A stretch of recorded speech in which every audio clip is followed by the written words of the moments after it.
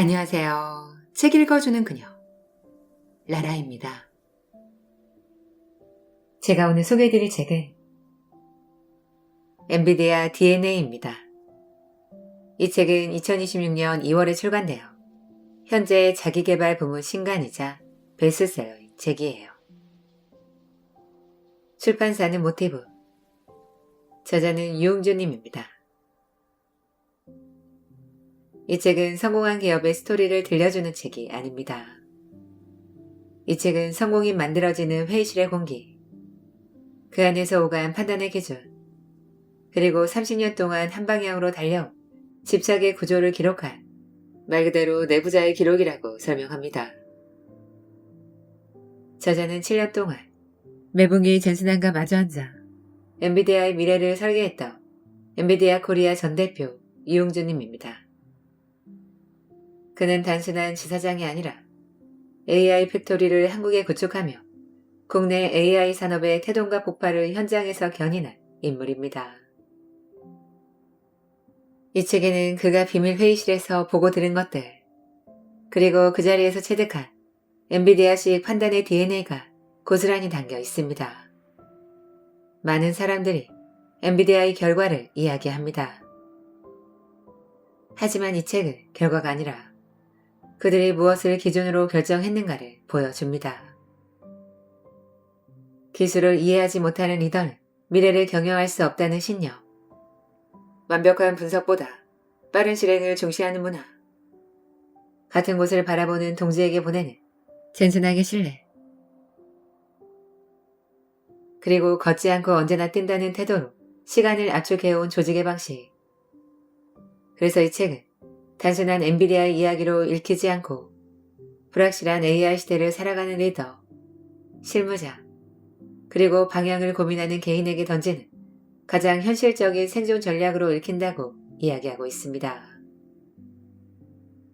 저는 이 책을 읽고 나서 성공한 기업의 비결이 화려한 전략이 아니라 판단의 기준과 실행의 속도에 있다는 걸 가장 먼저 느꼈습니다. 많은 경영서가 결과를 정리해 보여준다면 이 책은 결과가 만들어지기 전 회의실의 공기와 사고방식을 그대로 옮겨 놓았다는 점에서 굉장히 생생했습니다. 또 인상 깊었던 것, 젠슨왕이라는 인물을 통해 드러나는 신뢰 기반의 속도였습니다. 같은 방향을 바라보는 동료에게 권한을 주고 조직 전체가 뛰는 속도로 시간을 압축해 간다는 이야기는 단순한 리더십 사례가 아니라 하나의 운영 철학처럼 읽혔습니다. 그래서 이 책은 엔비디아 이야기면서 동시에 불확실한 시대에 어떤 선택을 해야 하는지에 대한 현실적인 생존 전략서로 느껴졌습니다. AI 시대를 준비해야 한다고 느끼지만 어디서부터 시작해야 할지 막막한 분들께, 그리고 빠른 변화 속에서 방향을 잡고 싶은 분들께 추천드리고 싶은 최고의 책이에요. 그럼 저와 함께 엔비디아 코리아 전 대표가 기록한 젠슨왕의 30년 집착과 승리의 법칙을 만나시러 책 속으로 들어가 보실게요. 나는 매분기 젠슨왕과 엔비디아의 미래를 설계했다.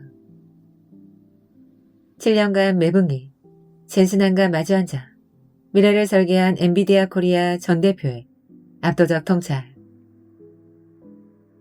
대한민국에서 엔비디아의 심장과 가장 가까웠던 남자. 나는 엔비디아를 떠났지만 우리는 영원한 친구입니다. 퇴사하는 임원에게 젠슨왕이 건넨 약속은 단순한 작별 인사가 아니었습니다. 그것은 같은 곳을 바라보는 동지에 대한 무한한 신뢰였습니다. 기술은 복제할 수 있어도 30년간 축적된 엔비디아의 시간과 문화는 복제할 수 없습니다. 이 책은 단순히 한 기업의 성공 스토리가 아닙니다.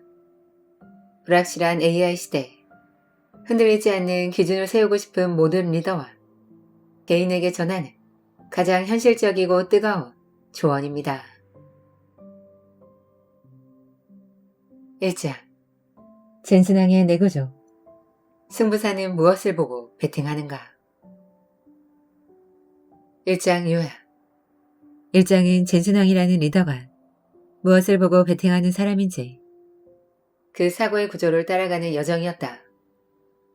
그는 단순히 기술을 잘하는 엔지니어가 아니었다. 젠순왕은 언제나 시장이 아니라 시간을 보고 판단했고 이미 눈앞에 보이는 기회보다 아직 이름조차 붙지 않은 미래에 자신의 운명을 걸었다.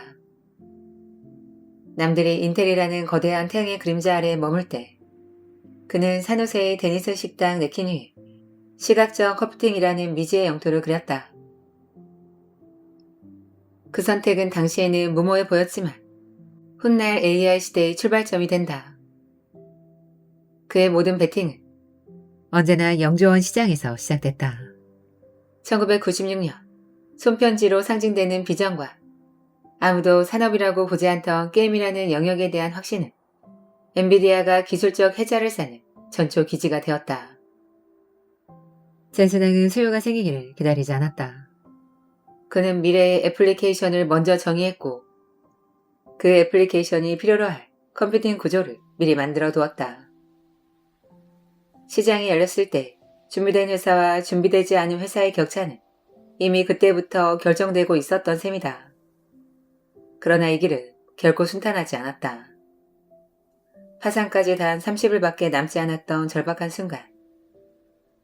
그리고 6, 7년 동안 수익을 만들지 못한 쿠다의 시간은 누구라도 포기했을 법한 구간이었다. 하지만 젠순왕은 고통을 회피하지 않았다. 그는 실패를 방향이 틀렸다는 신호로 해석하지 않았다. 오히려 고통을 제대로 된 방향으로 가고 있다는 증거라고 받아들였다. 그리고 그 인내는 2012년 알렉스넷이라는 결정적 반전으로 돌아왔다. 그 순간 병렬 컴퓨팅과 GPU 그리고 쿠다에 대한 오랜 집착은 한 번에 증명됐다. 조직을 이끄는 방식 역시 이 사고의 구조와 완전히 일치했다. 젠순왕은 개인의 성과보다 전사의 승리를 우선했다. 지사 간 경쟁보다 전사적 정렬을 택했고 그 선택은 한국 지사의 150배 성장을 개인의 성공이 아닌 공동의 승리로 만들었다. 사람들은 점점 자신을 한 지역의 영업 조직이 아니라 하나의 글로벌 전투 부대의 일부로 인식하게 됐다. 이 원팀 구조가 만들어낸 결속력은 단순한 성과 이상의 힘을 조직에 남겼다. 여기에 더해 그는 지적 정직함을 혁신의 도구로 삼았다. 틀렸음을 인정하는 순간이 가장 빠른 학습의 출발점이라는 믿음. 실수를 감추지 않고 드러내는 것이 오히려 조직을 더 강하게 만든다는 확신이 엔비디아를 관료주의로부터 지켜냈다. 문제를 숨기는 대신 문제를 분석하고 책임을 묻기보다 구조를 고치는 문화가 조직 전체에 자리 잡았다. 그래서 엔비디아는 커질수록 느려지는 회사가 아니라 커질수록 더 빨리 배우는 회사가 될 수 있었다. 결국 젠순왕의 내구조는 세 가지 축으로 이루어져 있다. 끊임없이 배우는 학습, 틀림을 인정하는 정직, 그리고 끝까지 버티는 인내. 이 세 개의 나선이 서로를 강화하며 그의 모든 결정을 관통한다. 시장을 따라가지 않고 고통을 피하지 않으며 조직을 하나의 방향으로 정렬시키는 힘은 모두 이 구조에서 나온다. 이제 다음 장에서는 이 사고 구조가 어떻게 기술 전략으로 구체화되는지를 보게 된다. GPU에서 쿠다로, 쿠다에서 AI 플랫폼으로, 그리고 데이터 센터와 로봇, 물리적 세계까지 확장되는 엔비디아의 기술 진화는 단순한 제품 로드맵이 아니라 이 뇌구조가 만들어낸 필연적인 결과다. 젠순왕이 어떤 미래를 보았는지가 아니라 그 미래를 현실로 바꾸기 위해 어떤 구조를 설계했는지가 본격적으로 드러나기 시작한다.